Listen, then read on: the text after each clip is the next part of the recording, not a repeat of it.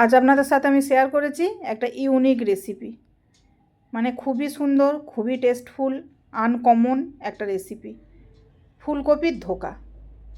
আমার মনে হয় বিশেষ কেউ এখনও, মানে সবাই হয়তো এখনও এই রান্নাটা তৈরি করতে পারেনি। তো যারা তৈরি করেছেন তো করেছেন, যারা না পেরেছেন আমার টিপস ফলো করে অবশ্যই একবার তৈরি করবেন। হরে কৃষ্ণ, প্রণাম। আমি সদানন্দিনী মালিনী দেবী দাসী, রাধারানীস কিচেনে আপনাদের সবাইকে স্বাগত। আজ আমি ভগবানের জন্য ফুলকপির ধোকা তৈরি করে দেখাবো। এই ফুলকপির ধোকাটা তৈরি করার জন্য এখানে আমি ফুলকপি নিয়েছি। ফুলকপিটা একটু বড় সাইজ ছিল, তার অর্ধেকটা আমি নিয়েছি। আর এটাকে আমি ডাঁটাগুলোকে মোটামুটি ফেলেই দিয়েছি, দিয়ে শুধু ফুলগুলোকে ছোট ছোট করে বানিয়ে নিয়েছি। আর এতে বেসন লাগবে, বেসনটা ওই বড় চামচের 4 চামচের মতো আছে, খুব বেশি নয়। আর এখানে মশলার মধ্যে টমেটো, আদা, কাঁচা লঙ্কা আমি পেস্ট করে নিয়েছি। আর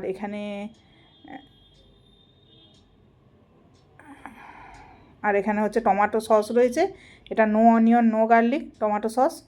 আর এখানে আদা, কাঁচা লঙ্কা আর ধনেপাতার ডাঁটাগুলো দেয়া রয়েছে, এটাকে আমি মিক্সিতে একটু পিষে নেব। আর এখানে ধনেপাতা কুচানো আছে। আর এখানে সব রকম গুঁড়ো মশলা, জিরের গুঁড়ো, ধনের গুঁড়ো, হলুদ গুঁড়ো, কাশ্মীরি লঙ্কার গুঁড়ো। আর এখানে গোটা গরম মশলা খুব অল্প, দুটো দুটো করে এলাচ, লবঙ্গ, দারচিনি, লবণ, চিনি। আর এটা সরষের তেল আমি রান্না করব। তো প্রথমে কড়াতে সরষের তেল দিয়েছি, সরষের তেলে আমি ফুলকপিগুলোকে আগে ভেজে নেব। ফুলকপিগুলোকে মিডিয়াম আঁচে নাড়াচাড়া করে ভাজতে হবে। এখন ফুলকপি নরম, খুব তাড়াতাড়ি ভাজা হয়ে যাবে। আর মিডিয়াম আঁচে একটু ধৈর্য নিয়ে ভাজলেই একদম নরমও হয়ে যাবে, লালও হয়ে যাবে। দেখুন অনেকটাই ভাজা হয়ে গেছে, দেখতেই পাচ্ছেন। আমি একটু ধীরে সুস্থে ভেজেছি, এই কাজটা একটু ধীরে সুস্থেই করতে হবে। আর একটু মানে টাইম লাগে, কিন্তু খুবই একটা সুন্দর রেসিপি। তো এবার আমি এতে একটু লবণ দিয়ে দেবো, দিয়ে আমি আরও একটু ভেজে নেবো। মানে এটা একটু যত ভালো করে ভাজা হবে, এটা খেতে তত সুন্দর হবে ফুলকপিটা। দেখুন এটা আরও খানিকটা ভালো করে ভেজে নিয়েছি, কপিগুলো অনেক কমে গেছে। এবার এই তেলের মধ্যে আমি অল্প একটু হলুদ দিয়ে দেবো, ফুলকপিগুলো একটা সুন্দর কালার আসার জন্য। এটা না দিলেও চলে, তো আমি একটু দিয়েছি, আপনারা চাইলে দিতেও পারেন, এই হলুদটা নাও দিতে পারেন, হলুদটা নিয়ে কোনো সমস্যা নেই। তো দেখুন এটাকে ভাজা হয়ে গেছে।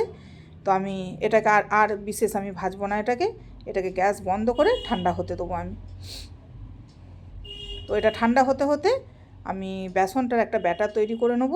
সেই জন্য এতে হলুদ, পরিমাণ মতো লবণ,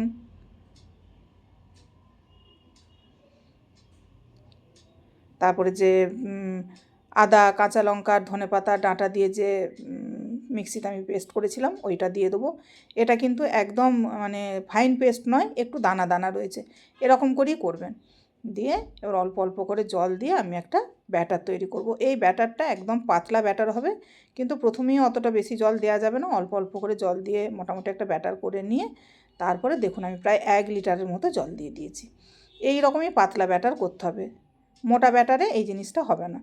এবার আমি গ্যাসটা জ্বালিয়ে দেবো, জ্বালিয়ে দিয়ে এই পর্যায়ে আমি হচ্ছে যে বেসনের ঘোলাটা বানালাম ওইটা দিয়ে দেবো। দিয়ে এটাকে আমি মিডিয়াম আঁচে একটু ধৈর্য নিয়ে ধীরে সুস্থে এটাকে আমি রান্না করব। এটা একদমই তাড়াহুড়ো করা যাবে না, কেননা বেসন তো, বেসনটা খুব তাড়াতাড়ি জমাট বেঁধে যায়। আর এটাকে মানে নাড়াচাড়া ঘন ঘন খুব, মানে সবসময় যে নাড়তে হবে এরকম নয়, কিন্তু তাও একটু ঘন ঘন বারবার নেড়েচেড়ে দিতে হবে। এটা দেখতেই পাচ্ছেন এখন অনেকটাই ঘন হয়ে গেছে, আর একটু নাড়াচাড়া করলে এটা আরও ঘন। দেখুন আরও 1-2 মিনিট নাড়াচাড়া করেছি, দেখতেই পাচ্ছেন কড়া থেকে ছেড়েই আসছে, এটা হয়েই গেছে। আর বেসন জমাট বেঁধে যাবে, কোনো প্রবলেম নেই। তো এই অবস্থায় আমি এটাকে একটা আলাদা থালাতে তুলে নেব। এই নরম নরম অবস্থাতেই তুলতে হবে।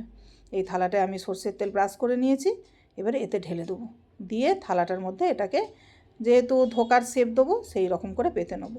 গোটা থালাটা জুড়ে এটা পাতার দরকার হবে না, কারণ থালাটা আমার একটু বড় আছে, সেই জন্য ওর একটা দিকে আমি সুন্দর করে এটাকে মেলে দেবো। মানে ধোকাটা যাতে কাটতে খুব সুন্দর হয়, দেখতে ভালো লাগে, সেই মতো একটু চৌকো শেপ দিয়ে আমি এটাকে রেডি করে নেব।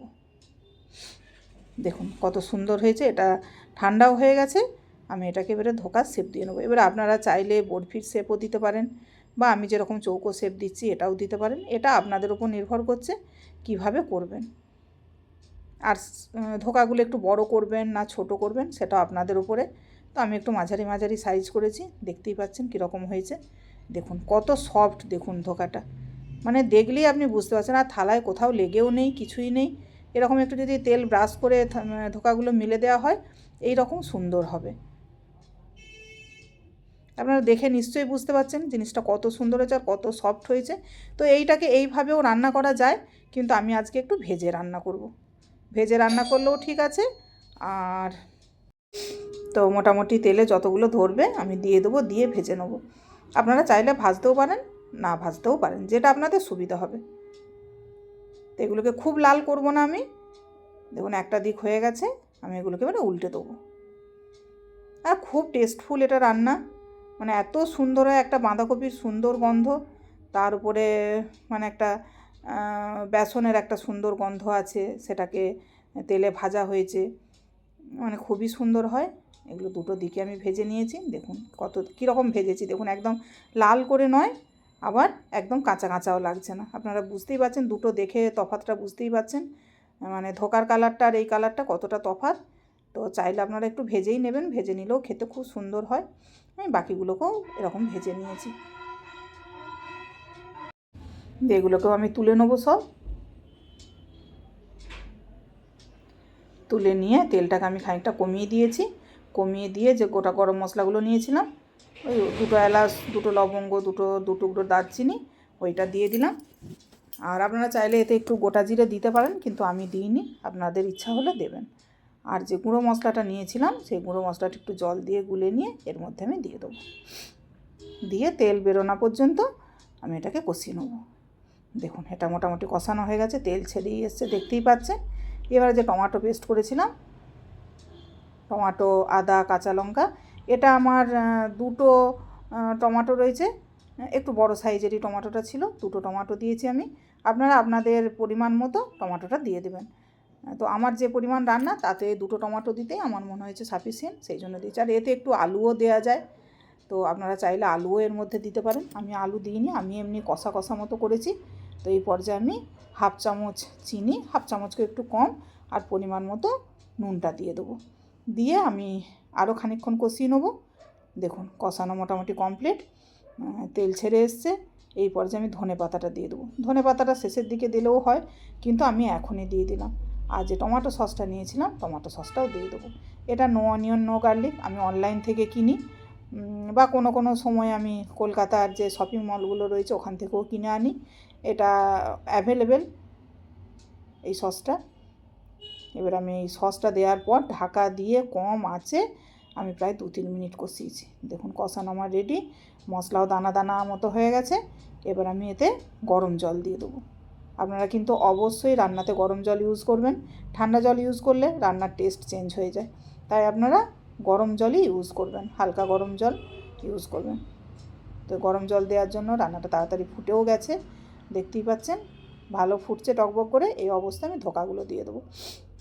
ধোকাগুলোকে দিয়ে আমি জাস্ট 2 মিনিট রান্না করব। দেখতেই পাচ্ছেন কত সুন্দর, আমি আরও একবার দেখিয়ে দিচ্ছি ভাজার পরও কত সুন্দর হয়েছে দেখতে। মানে খুব ইউনিক একটা রান্না এবং টেস্টফুল রান্না। যে কোনো জিনিসের সাথে, অন্ন, রুটি, পরোটা, সবের সঙ্গেই কিন্তু এটা খাওয়া যাবে। এমনকি পোলাওয়ের সাথেও আপনি খেতে পারবেন, এত সুন্দর এটা টেস্টি। তো এটাকে সব ধোকাগুলোকে আমি গ্রেভির সঙ্গে মিশিয়ে দিয়ে আমি এটাকে প্রায় 1.5 থেকে 2 মিনিট একদম কম আঁচে ঢাকা দিয়ে রান্না করব। দেখুন 1.5-2 মিনিট রান্না করেছি, ধোকাগুলোও নরম হয়ে গেছে। এটা বেশি খোঁচাখুঁচি করার দরকার নেই, মানে একটু হালকা হাতেই এটাকে রান্নাটা করতে হবে। এবার আমি গ্যাস বন্ধ করে দেবো। দিয়ে দেখুন আমি 5 মিনিট রেখে দিয়েছিলাম, দিয়ে ভগবানের জন্য প্লেট রেডি করে নিয়েছি। দেখতে কত সুন্দর হয়েছে দেখতে পাচ্ছেন। আজ আমি অন্নের সাথেই নিবেদন করব, তো আপনারা যে কোনো জিনিসের সাথে নিবেদন করতে পারেন। তুলসীপত্র দেবো। হরে কৃষ্ণ। ভুল ত্রুটি হলে ক্ষমা করবেন। প্রণাম।